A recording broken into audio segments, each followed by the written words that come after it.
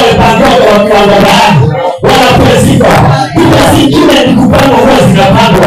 Vile tunakuja kutolewa katika ufalme wa Mungu. Nimekuja kutangaza. Vita yoyote inapangwa. Na kukutoa katika roho wa Bwana. Haitafanikiwa kwa jina la Yesu. Mpango yoyote inapangwa. Yesu wamekutana mikutano. Wenda wako wapi? Wanapanga kukutoa katika barabara zetu. Nimekuja kutangaza katika jina la Yesu. Tuko na Joshua ambaye atakupigania.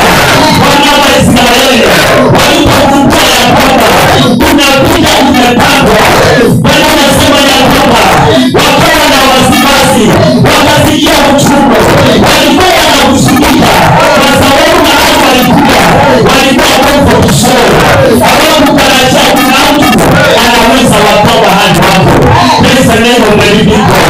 Na kuna watu wengi walitolewa kwa baraka zao. Kuna watu wengine walitolewa kwa neema zao. Wengine walitolewa kwa vipaji wao. Wengine walitolewa kwa huduma zao. Wengine kwa kuweza. Wale nimekuja kutangaza ya kwamba hautatolewa tena. Unarudishwa katika position yako. Unarudishwa katika baraka zako. Wala kuna mtu kuishia milele. Kuna mtu kwa nafasi nyingine. Kama tena Yesu piga na kofi.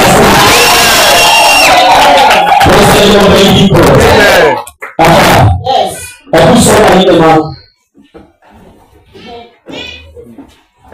Inasema hivi.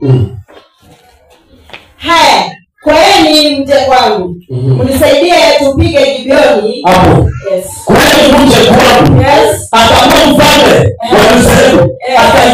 Atawapanga sasa. Atawaambia kucheni sasa tushikane. Twende tupige Gibeoni.